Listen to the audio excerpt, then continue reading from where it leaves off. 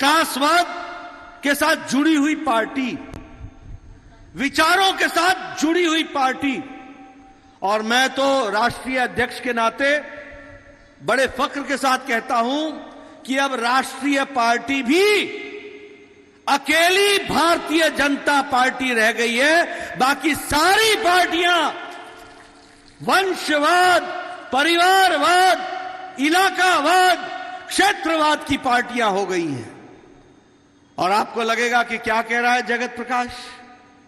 मैं आपको भारत का नक्शा दिखा देता हूं। चलो जम्मू कश्मीर से शुरू करें। बताइए, नेशनल कॉन्फ्रेंस परिवार की पार्टी है कि नहीं है? बताइए, पीडीपी परिवार की पार्टी है कि नहीं है? बताइए, हरियाणा में लोकदल परिवार की पार्टी है कि नहीं है? बताइए, उत्तर प्रदेश में समाजवादी पार्टी परिवार की पार्टी है कि नहीं है? बताइए, बिहार में आरजेडी परिवार की पार्टी है कि नहीं है? बताइए, वेस्ट बंगाल में ममता की पार्टी परिवार की पार्टी है कि नहीं है? बताइए, उड़ीसा में बीजू की पार्टी परिवार की पार्टी है कि नहीं है? बताइए, आंध्र प्रदेश में टीडीपी और वाईएसआर दोनों ही परिवार की पार्टी है कि नहीं है? बताइए, तेलंगाना में केसीआर की पार्टी परिवार की पार्टी है कि नहीं है? बताइए, डीएमके तमिलनाडु में परिवार की पार्टी है कि नहीं है? बताइए, महाराष्ट्र में शिवसेना और एनसीपी परिवार की पार्टी है कि नहीं है? और इंडियन नेशनल कांग्रेस, राष्ट्रीय भारतीय कांग्रेस, न ये राष्ट्रीय रह गई है, कुछ स्टेटों में सीमित हो गई है। और ये भारतीय तो रही नहीं गई है अब ये। और ये भी भाई और बहन की पार्टी हो गई है। यह भी अब राष्ट्रीय पार्टी नहीं रही है। यह भी हमको ध्यान में रखना चाहिए। यह अकेली भारतीय जनता पार्टी है जो राष्ट्रीय पार्टी है। और मुझे यह गौरव है कि मैं कहूं कि दुनिया की सबसे बड़ी पार्टी आज राष्ट्रीय पार्टी भारतीय जनता पार्टी है। अब लोग वोट किस आधार पर मांगते हैं? लोग वोट मांगते हैं ये किस जाति का है, ये अगड़ा है कि पिछड़ा है, ये गांव किसका है, यहां किससे वोट मांगे। ये जाति के आधार पर चलने वाली पार्टियां, ये क्षेत्रवाद के आधार पर चलने वाली पार्टियां, बाकी सभी पार्टियां इस आधार पर चल रही हैं। ये भारतीय जनता पार्टी है जिसका मंत्र है सबका साथ, सबका विकास, सबका विश्वास और सबका प्रयास। आप बताइए, हम लोगों ने कभी जनधन खाता खोलने में पूछा कि तेरी जाति क्या है? हम लोगों ने कभी आयुष्मान भारत के साथ 5 लाख रुपए से जोड़ने में पूछा कि तेरी जाति क्या है? हमने कभी पूछा कि सौभाग्य योजना में तुमको बिजली का कनेक्शन देना है, तेरे धर्म क्या है, तेरी जाति क्या है?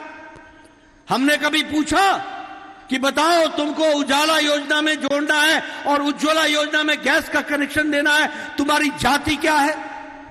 सबको जोड़ने का काम करती है तो भारतीय जनता पार्टी करती है। इस बात को हमको ध्यान में रखना चाहिए। दूसरी बात, हमारी पार्टी गरीब, दलित, पिछड़ा, वंचित, शोषित और हमारी महिला शक्ति, युवा शक्ति, इनके ध्यान में रख करके अपने काम को आगे बढ़ाती है। जो समाज के अंतिम पायदान पर खड़ा है उसको मुख्य धारा में लाने का काम करती है। ये फिर आप जनधन योजना को ले लो, जिसमें करोड़ों के हिसाब से 40 करोड़ लोगों को जनधन खाता खोला गया, सिर्फ इसलिए कि मोदी जी का किसान सम्मान निधि से लेकर के आयुष्मान भारत से लेकर के बाकी सारी स्कीमों का पैसा सीधे बिना किसी दलाल के जनधन खाते में पहुंचे, इस बात के लिए पहुंचाने की योजना बनी है। उसी तरीके से अगर मैं बात करूं प्रधानमंत्री आवास योजना की, अब प्रधानमंत्री आवास योजना की भी अगर मैं बात करता हूं तो लगभग पिछले 1 साल में 1 करोड़ 76 लाख पक्के मकान बने हैं। 1 करोड़ 76 लाख। और उत्तर प्रदेश में 42 लाख घर बने हैं। और आपके बिस्वा क्षेत्र में बिस्वा इस जिले में, सीतापुर जिले में 2 लाख घर बने हैं पक्के मकान के। ये मैं आपको बताने आया हूं, 2 लाख। और कैसे मकान बने हैं? अलग शौचालय, अलग रसोई घर, अलग रहने का घर, साथ में अहाता, साथ में उसके टेरेस। और सबसे बड़ी बात कि इस घर का मालिक नहीं है, घर की मालकिन मालिक है, यानी महिला सशक्तिकरण किया गया है। यह गरीब, वंचित, पीड़ित, शोषित और महिला सशक्तिकरण का उदाहरण। हमारे पहले वक्ताओं ने सबने बताया होगा आपको उज्ज्वला योजना के बारे में, बताया होगा गैस कनेक्शन के बारे में। मैं तो गांव से आता हूं। हमारी बहनें गांव में लकड़ी का चूल्हा जलाती थी और लकड़ी काटने के लिए गांव में जाती थी और दूर से लाती थी और तब जाकर के चूल्हा जलता था। आजकल बहनें लाइटर से जलाती हैं, टक से जलाती हैं और 5 मिनट में पतिदेव को चाय पिला के बोलती हैं, अब घर में क्यों बैठे हो, जाओ जाकर के कमाओ और घर के लिए लाओ। इस तरीके का माताओं बहनों को ताकत दी है। तो ये महिला सशक्तिकरण को उज्ज्वला योजना में। और कितनी संख्या है? 10 करोड़ गैस का कनेक्शन, 10 करोड़ गैस का कनेक्शन, और उसमें भी लोगों को जोड़ने का प्रयास हुआ है। मित्रों, जहां तक सौभाग्य योजना की बात है, मुझे खुशी है कि बिस्वा आज 100% इलेक्ट्रिफिकेशन है।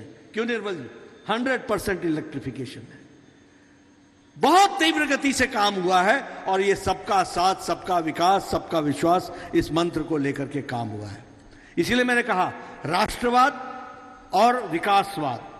बताइए, पिछले 5 साल में उत्तर प्रदेश की तस्वीर बदली है कि नहीं बदली है? बदली है कि नहीं बदली है? पीछे बताइए, बदली है कि नहीं बदली है? कभी आपने सोचा था, जवाहरलाल नेहरू ने एक all India institute of medical sciences खोला था 1960 में, कभी सोचा था कि all India institute of medical sciences Uttar Pradesh में भी होगा? आज एक नहीं, 2 all India institute of medical sciences Uttar Pradesh में है। अब दिल्ली नहीं जाना पड़ेगा, इलाज यहीं होगा। इस बात को हमको ध्यान में रखना चाहिए। उसी तरीके से कभी सोचा था कि लखनऊ में अटल मेडिकल यूनिवर्सिटी बनेगी? आज अटल मेडिकल यूनिवर्सिटी बन रही है। हमने कभी सोचा था कि आज वहां पर, कभी हमने सोचा था कि आयुष का विश्वविद्यालय बनेगा? हमने कभी नहीं सोचा था, लेकिन आज ये पूरा हो रहा है।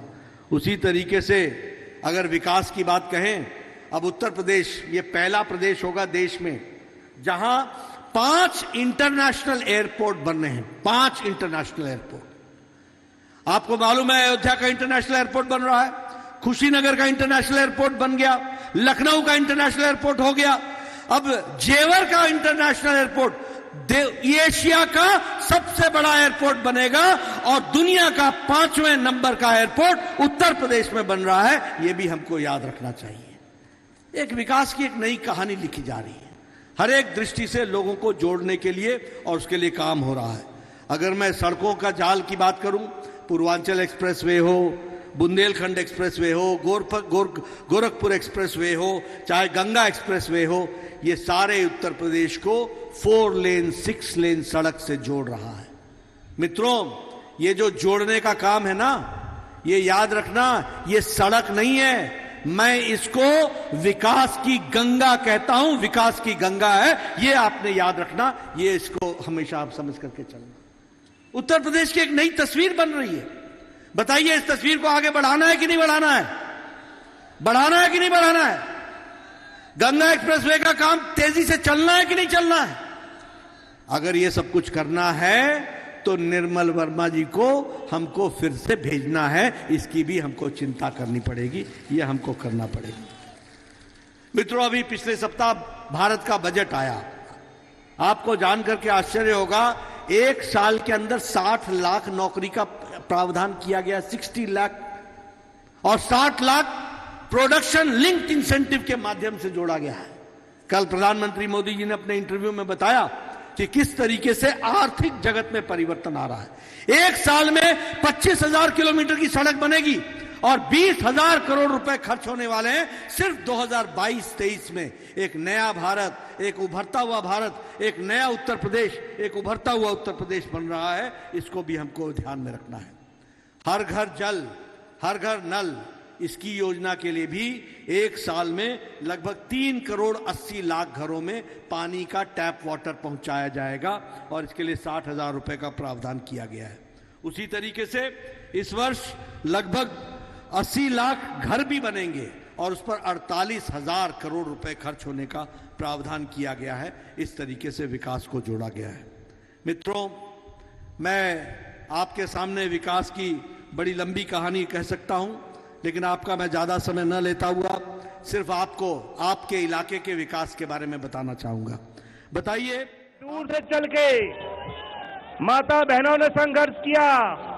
पंजाब की, हरियाणा की, उत्तर प्रदेश की किसान परिवार की महिलाओं ने मोर्चा संभाला और मोदी जी से 2 टूक कहा कि हम पीछे नहीं हटेंगी, तुम्हें पीछे हटना पड़ेगा।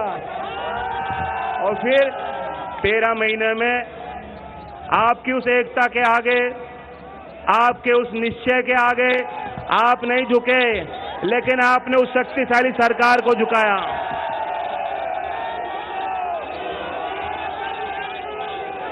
तो ये मौका है, इनके झूठ का पर्दा साफ कर दो। बाबा जी कहते हैं कि हमने गड्ढा मुक्त सड़कें दी हैं। मैं अभी मीरापुर से चल के आ रहा हूं। 5 साल बाबा जी मुख्यमंत्री रहे, एक बार भी उस सड़क पे जाके उन्होंने देखा होता वो सड़क नहीं, गड्ढे गड्ढे। यहाँ की विकास की जिम्मेदारी मैं लेता हूं। यहाँ के विकास की जिम्मेदारी अखिलेश जी लेंगे। यहाँ की विकास की जिम्मेदारी आटो प्रत्याशी और आपके बीच हमारे संगठन के लोग लेंगे। और यहां ख्याल रखना, क्योंकि बिजनौर सदर के प्रत्याशी कौन है? ये भले आदमी डॉक्टर हैं पेशे से। अब इन्हें दूसरा भी इलाज करना पड़ेगा। पूरी सरकार इनको घेरने में लग गई।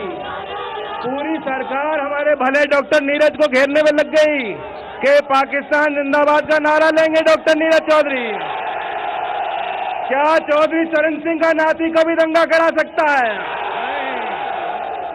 हम और अखिलेश जी मिलेंगे बिना किसी भेदभाव के।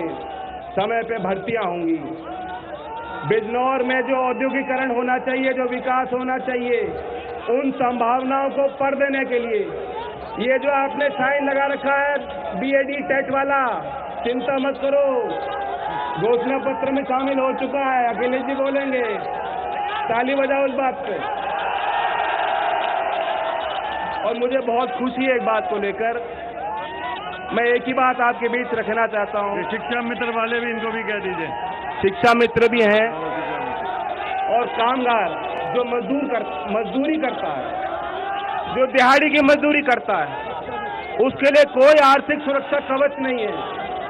जिस तरह गांवों में नरेगा योजना है, मुझे बहुत खुशी है कि हमने भी लोक संकल्प अपने मैनिफेस्टो में उसको शामिल किया था और समाजवादी पार्टी के घोषणा पत्र में भी शामिल है कि शहरी क्षेत्र में और खास तौर से जो असंगठित क्षेत्र में छोटे कुटीर उद्योग में कार्यरत हैं हमारे मजदूर भाई, जिस तरह गांव में नरेगा योजना है, उसी तरह आपको उसी योजना का लाभ शहरी क्षेत्र के मजदूर और कामगारों को हम दिलाने के लिए काम करेंगे। ये बहुत बड़ा फैसला है। पूरे देश में किसी राज्य में ऐसी योजना नहीं है। तो ऐसी नई योजनाओं का निर्माण आईटी सेक्टर को बढ़ाने के लिए, बिजनौर में जो उद्योगों की कमी है, यहाँ कोई कारखाना नहीं लगा। 5 साल से कोई कारखाना लगा हो तो बताओ, कोई नौकरी मिली हो। और किसान तो बोलते हैं, किसान तो खुल के कहते हैं कि किसान को क्या दिया बाबा जी ने। किसान को एक हाथ में बैटरी वाली टॉर्च दी है, दूसरे हाथ में लठ पकड़ा दिया, फिर का तार लगाओ और पूरी रात पहरेदारी करो, चौकीदारी करो। और बीच बीच में बाबा जी दूध भी भेज देते हैं, अपने दूध कि जरा चख के बताओ क्या है फसल इनकी। भेजते हैं कि नहीं भेजते? और ताज्जुब होता है।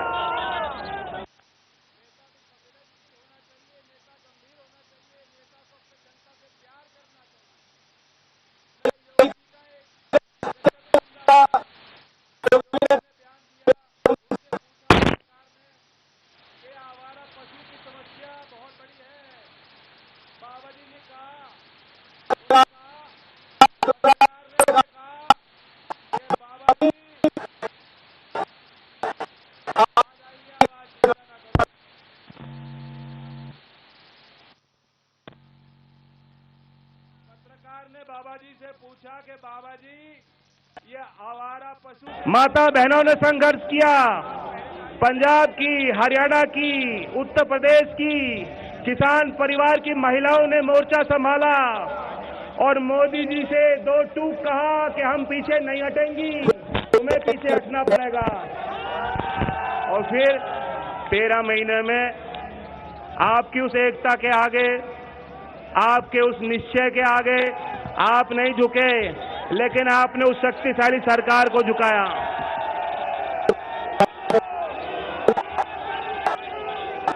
तो ये मौका है, इनके झूठ का पर्दा साफ कर दो। बाबा जी कहते हैं कि गरम किया हमने गड्ढा मुक्त करके दिए। मैं अभी मीरापुर, माननीय राष्ट्रीय अध्यक्ष जी अखिलेश यादव जी आपके सामने अपने विचार रखेंगे। माननीय अखिलेश यादव, जयंत चौधरी जी, थोड़ा जगह दे, जी थोड़ा सा, जी भैया, थोड़ी सी जगह दे।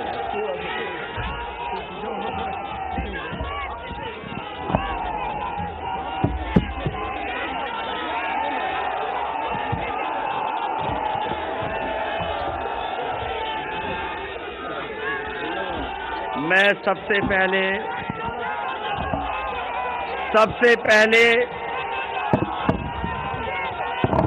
यहाँ पर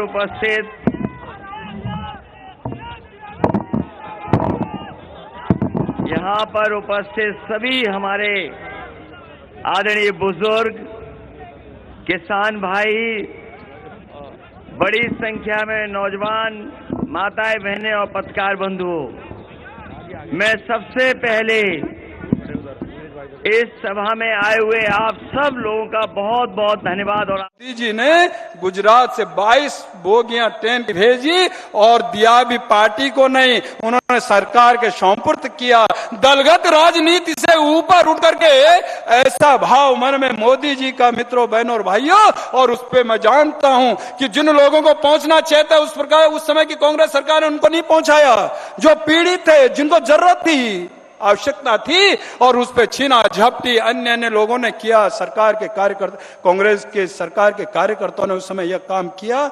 हम जानते हैं अच्छी तरह, मित्रों, बहनों और भाइयों। लेकिन आज देश के प्रधानमंत्री हैं, तो आज तो जिस तरह का उत्तराखंड का चौमुखी विकास करने का काम प्रधानमंत्री मोदी जी ने किया, यह आप सब ने देखा है। अटल बिहारी वाजपेयी जी ने राज्य का निर्माण किया और इसको संवारने का काम, चौमुखी विकास करने का काम आदरणीय प्रधानमंत्री मोदी जी कर रहे हैं। वो आप सबके सामने दिख रहा है, वो आप सब देख रहे हैं, मित्रों, बहनों और भाइयों। All weather road, Bharatmala road, 4 धाम सड़क योजना, नेशनल हाईवे पार्ट दिया गया पूरे उत्तराखंड के अंदर। और ये तो किया ही, लेकिन कभी आप लोगों ने सोचा भी नहीं होगा कि ट्रेन भी इस उत्तराखंड पहाड़ में चढ़ सकती है। आजाद भारत में पहली बार पहाड़ में ट्रेन का चढ़ना, कभी अंग्रेजों ने चढ़ाई थी शिमला, दार्जिलिंग, लेकिन पहाड़ में यदि पहली बार ट्रेन चढ़ने का काम किया, चाहे नॉर्थ ईस्ट में हो और उत्तराखंड की धरती पे हो, तो प्रधानमंत्री मोदी जी ने कहा, मैं नारायण बगड़ देवाल जाता हूं तो वहां के लोग कहते हैं हमारे यहां कब ट्रेन मोदी जी पहुंचाएंगे। ये कब कह रहे हैं? जब बगल में ट्रेन चलते आप देखेंगे, और दिख रही है पट्टी बिस्तर, यह तब कह रहे हैं। नहीं तो पहले कहते थे हमारे सड़क पहुंचा दो, पानी दे दो, यह सारा विषय रहता था। आज ट्रेन की बात करते हैं।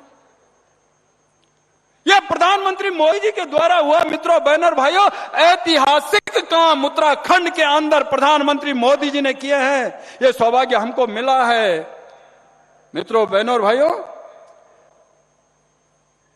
भारत माता की, तो मित्रों, बहनों, भाइयों, ऐसे काम, इस तरह का चौमुखी विकास इस प्रदेश के अंदर हुआ है। मित्रों, बहनों, भाइयों, अपने आदरणीय प्रधानमंत्री मोदी जी के द्वारा भारत माता की, भारत माता की, भारत माता की, नरेंद्र मोदी, नरेंद्र मोदी, नरेंद्र मोदी, हर हर मोदी, हर हर मोदी, हर हर मोदी, भारत माता की, भारत माता की, प्रधानमंत्री नरेंद्र मोदी, नरेंद्र मोदी, नरेंद्र मोदी, हर हर मोदी, हर हर मोदी, हर हर मोदी, भारत माता की।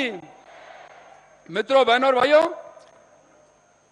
आप जिनको सुनना चाहते हैं, आप दूर दूर से पैदल चलकर, गाड़ियों में चल करके आदरणीय प्रधानमंत्री मोदी जी को सुनने के लिए पहुंचे हैं।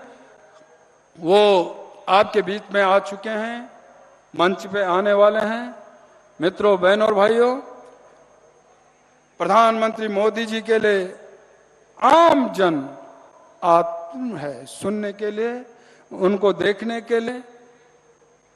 और मैं जानता हूं कि लोगों ने, उत्तराखंड की जनता ने हृदय में जगह दी है प्रधानमंत्री मोदी जी को, अपने दिलों में बिठाया है।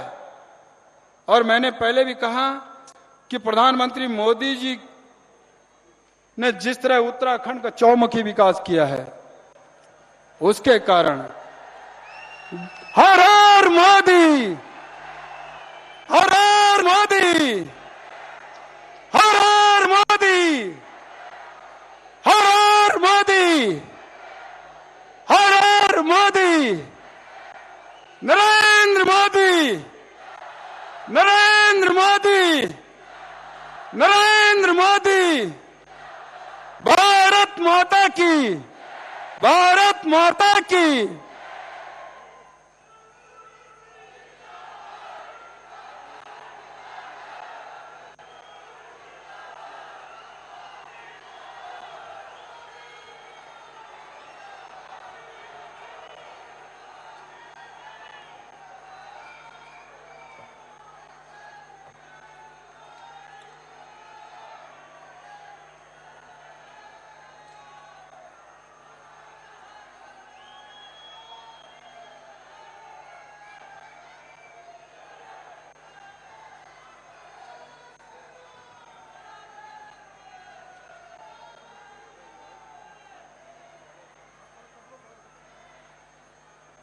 भारत माता की, भारत माता की, हर हर मोदी, हर हर मोदी, हर हर मोदी। अपने विश्व के सर्वमान्य नेता, देश नहीं तो दुनिया की number 1 party Bharatiya Janata party, और दुनिया के सर्वमान्य नेता आप सबके चेते, जिन्होंने उत्तराखंड का चौमुखी विकास किया है, ऐसे अपने परम श्रद्धेय देश के प्रधानमंत्री आदरणीय नरेंद्र मोदी जी, सम्मानित मंच, उपस्थित बहनों और भाइयों, पत्रकार मित्रों, मैं अपनी ओर से और आम जनता की ओर से हृदय से, गदगद भाव से आदरणीय प्रधानमंत्री मोदी जी का स्वागत और अभिनंदन करता हूं। एक बार खड़े होकर के जोर से सब लोग तालियां बजाएंगे। भारत माता की, हर हर मोदी, हर हर मोदी, भारत माता की। मित्रों, बहनों और भाइयों, आपकी ओर से और मैंने कहा कि अपनी ओर से हृदय से गदगद भाव से आपका स्वागत अभिनंदन करते हैं।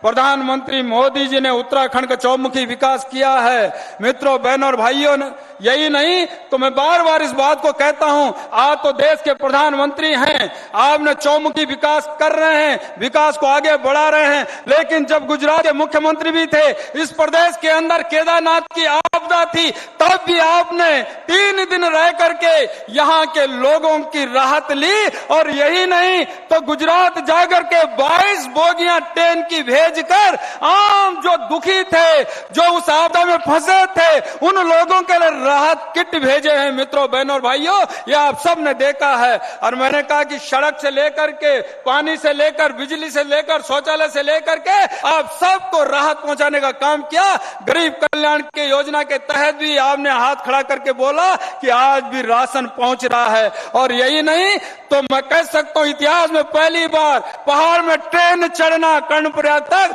और जैसे 4 धाम सड़क की बात करते थे, आज प्रधानमंत्री मोदी जी ने 4 धाम ट्रेन से कनेक्टिविटी जोड़ने का काम किया है। ये इतिहास में रचा आजाद भारत में पहली बार हुआ है। मित्रों, बहनों, भाइयों, इसी के साथ में मैं आप सबकी ओर से पुनः दोबारा और अपनी ओर से हृदय से आपका स्वागत और अभिनंदन करता हूं। भारत माता की, भारत माता की, हर हर मोदी, भारत माता की।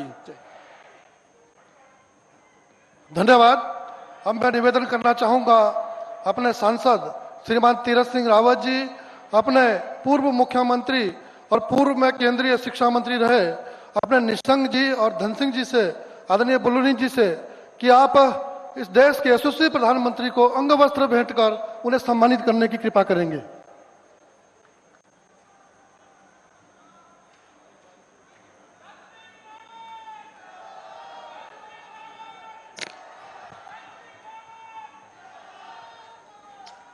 अब मैं निवेदन करना चाहूंगा डॉक्टर धन सिंह रावत जी से कि आप स्वागत करते हुए माननीय प्रधानमंत्री जी को इस सभा को संबोधित करने के लिए आमंत्रित करने की कृपा करें। आदरणीय धन सिंह रावत जी। भारत माता की, नरेंद्र मोदी, नरेंद्र मोदी, भारतीय जनता पार्टी। अब भाइयों बहनों, मैं विश्व के सर्वाधिक लोकप्रिय नेता, अपने देश के यशस्वी प्रधानमंत्री और हम सबके मार्गदर्शक, जिन्होंने पूरे विश्व में भारत का नाम रोशन किया है, मैं श्रीनगर की धरती में और अपनी विधानसभा में उनका हार्दिक स्वागत करते हुए सीधे उनको आमंत्रित करता हूं कि वो हम पूरे गढ़वाल की जनता को संबोधित करेंगे। भारत माता की, नरेंद्र मोदी, नरेंद्र मोदी।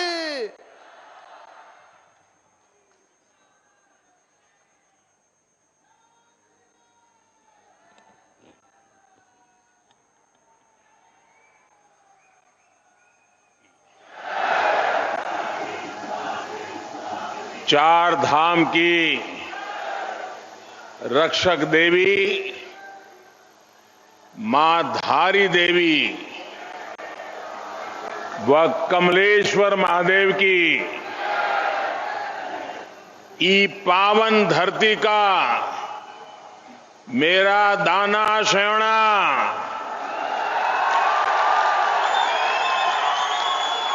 दीदी भूलिया भूला भौजियो थे मारू सिमान्या मारू प्रणाम।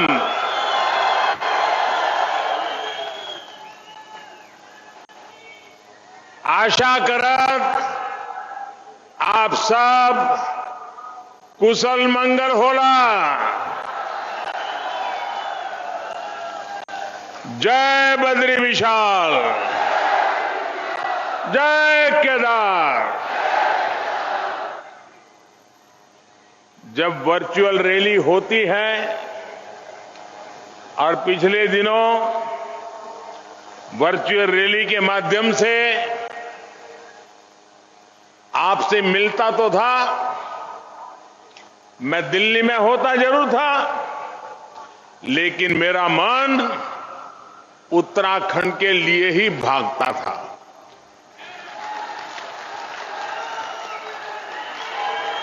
जब मनोरथ सच्चा हो तो बाबा केदारनाथ और बद्रीनाथ जी सच्ची इच्छा को पूरी कर ही देते हैं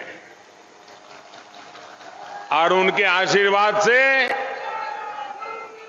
इलेक्शन कमीशन ने भी और मौसम ने भी मुझे आपके बीच आने का सौभाग्य दिया, आपके दर्शन करने का सौभाग्य दिया। उत्तराखंड का हर नागरिक जानता है मेरा इस देवभूमि से नाता क्या है। उत्तराखंड का हर नागरिक जानता है कि इस देवभूमि से मेरा लगाव कितना है। कोई कल्पना कर सकता है कि 2019 में चुनाव का आखिरी दौर चल रहा था।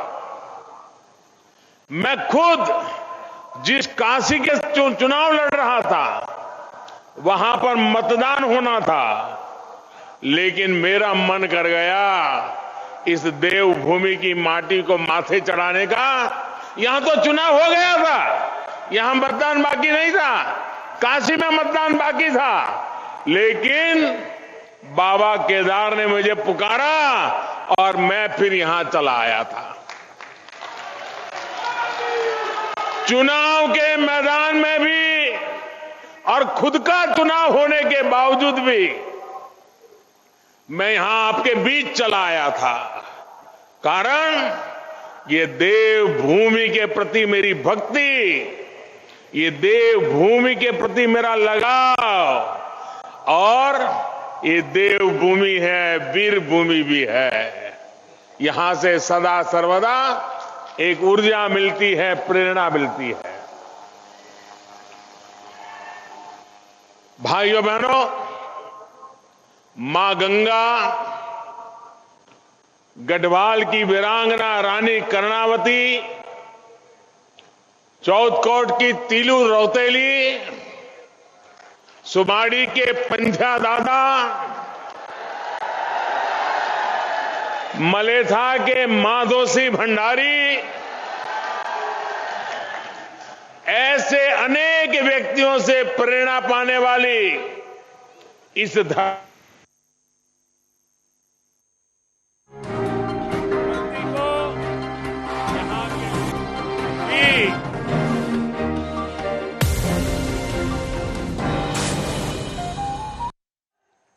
भाइयों और बहनों, कल ही उत्तराखंड भारतीय जनता पार्टी ने अपना संकल्प पत्र जारी किया है। ये संकल्प पत्र इस दशक को उत्तराखंड का दशक बनाने में बहुत बड़ी भूमिका निभाएगा। इसमें उत्तराखंड के विकास के लिए यहां के युवाओं, महिलाओं, किसानों, सभी के लिए नए संकल्प लिए गए हैं। इसमें गरीब बहनों को ताकत देने का समाधान है। इसमें जिला मेडिकल कॉलेज या उसके जैसी सुविधा देने का संकल्प है, इरादा है।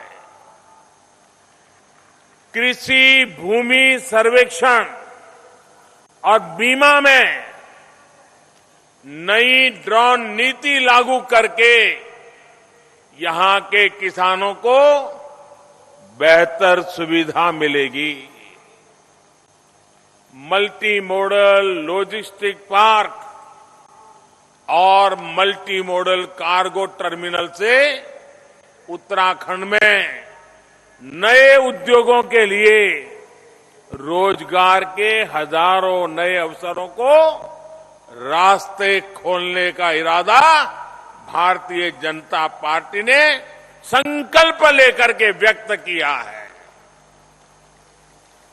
उत्तराखंड की धरोहर को बचाने और यहां हेरिटेज टूरिज्म को गांव-गांव पहुंचाने पर भी जोर है। मैं धामी जी और उत्तराखंड भाजपा की पूरी टीम को बहुत बहुत शुभकामनाएं देता हूं। साथियों, उत्तराखंड के लोगों ने हमेशा सजग प्रहरी की तरह देश की रक्षा की है। आज पौड़ी गढ़वाल के ऐसे ही वीर सपूत जनरल बिपिन रावत जी की स्मृतियां मुझे भावुक कर रही है। उन्होंने देश को दिखाया कि उत्तराखंड के लोगों के पास न केवल पहाड़ जैसा साहस होता है, बल्कि हिमालय जैसी ऊंची सोच भी होती है।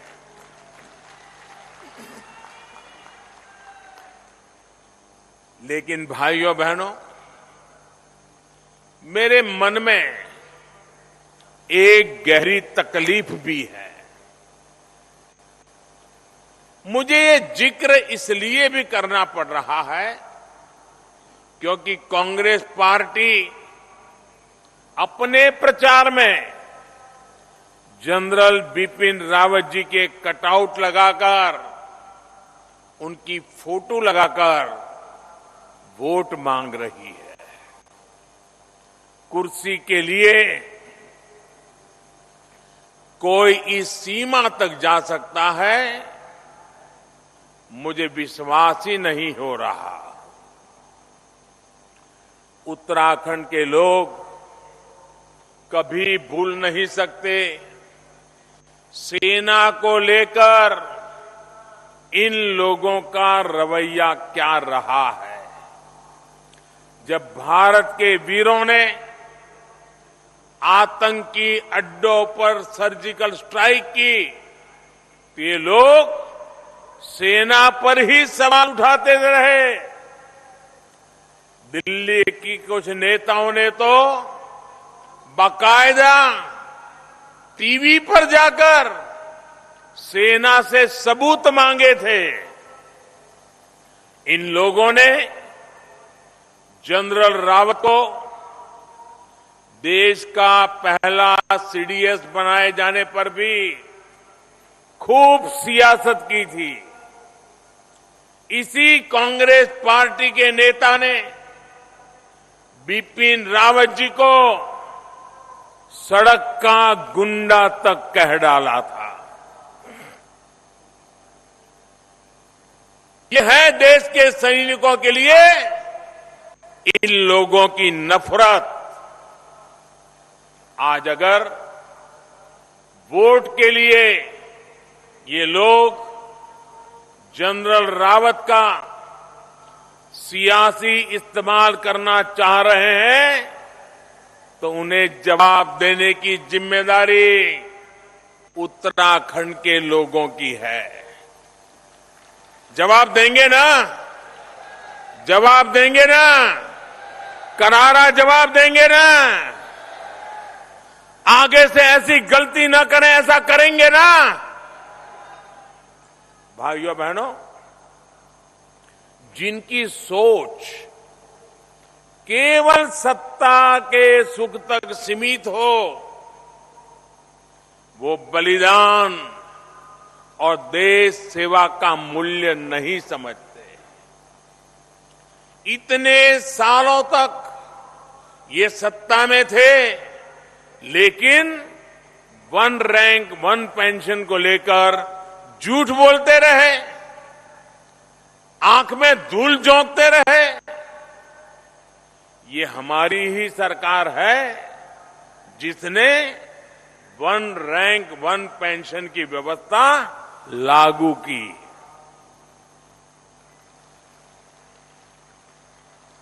ये भी भाजपा सरकार ही है जो देहरादून से उत्तराखंड के शहीदों के सम्मान में सैन्य धाम बना रही है। और मैंने एक बार कहा था, उत्तराखंड यानी 4 धाम, ये इतना ही सोच काफी नहीं है। उत्तराखंड में 4 धाम तो सदियों से है ही है, हमारी प्रेरणा भी है, लेकिन उत्तराखंड में एक 5वां धाम है, सैन्य धाम, वीर सपूतों का धाम, वीर माताओं का धाम। उत्तराखंड का ये गौरव उन लोगों की समझ में नहीं आएगा जो देश की सेना और शहीदों का मजाक उड़ाते हैं। साथियों, जब अलग उत्तराखंड राज्य बना था, अटल बिहारी वाजपेयी ने आपके सपनों को साकार करने के लिए बड़ा महत्वपूर्ण निर्णय किया था। तो ये संकल्प उत्तराखंड के लोगों ने और भाजपा ने मिलकर पूरा किया था। उत्तराखंड के स्वर्णिम भविष्य के लिए सपने भी हमने मिलकर देखे थे। उत्तराखंड में आधुनिक इंफ्रास्ट्रक्चर हो, अच्छी सड़कें हो, शिक्षा स्वास्थ्य की आधुनिक सुविधाएं हो, आपका जीवन आसान बने, युवाओं का भविष्य बेहतर बने, ऐसे अनेक संकल्प हमने मिलकर लिए थे।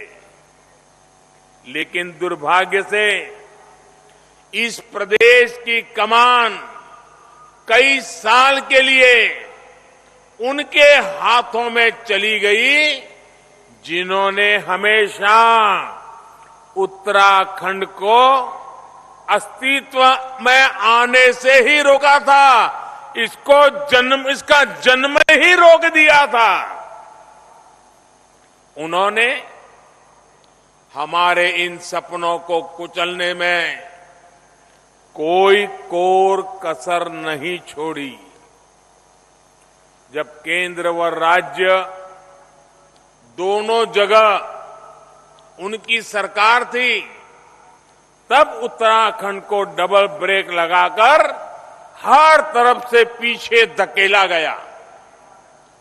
ब्रेक लगाना ही जानते हैं वो।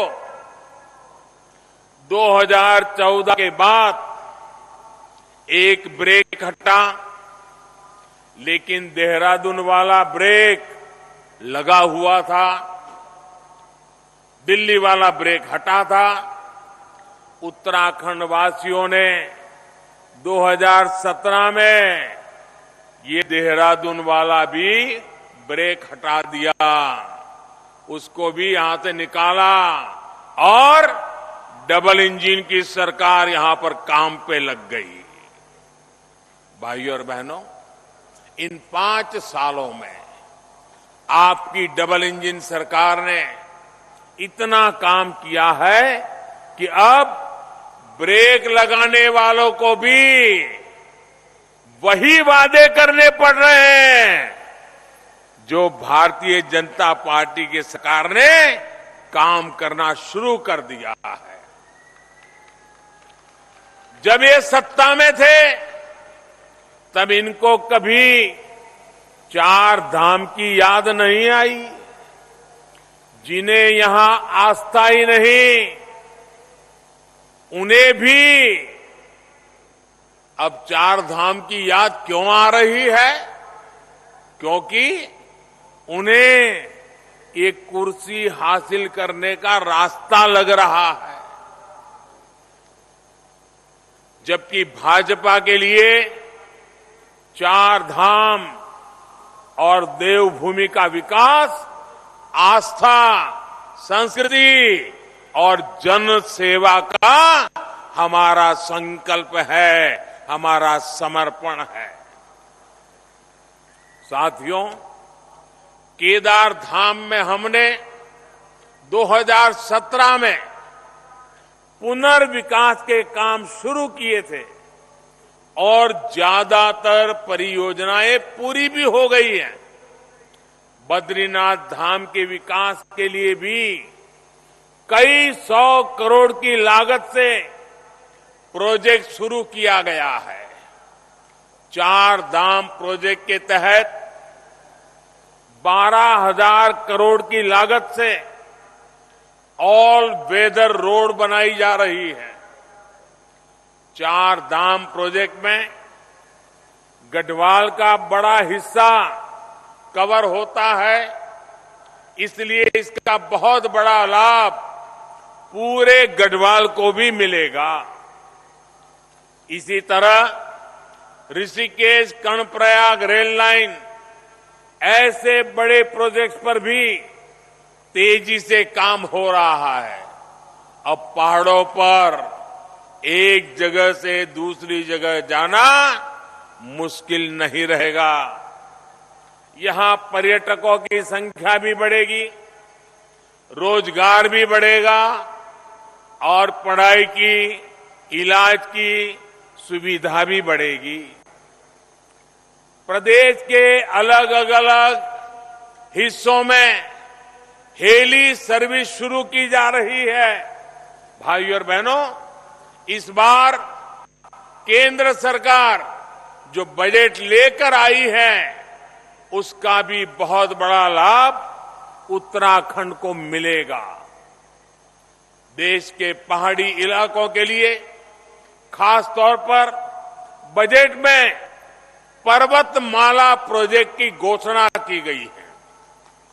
इसके तहत पहाड़ों पर आवागमन के लिए रोपवे जैसी सुविधाओं का निर्माण किया जाएगा।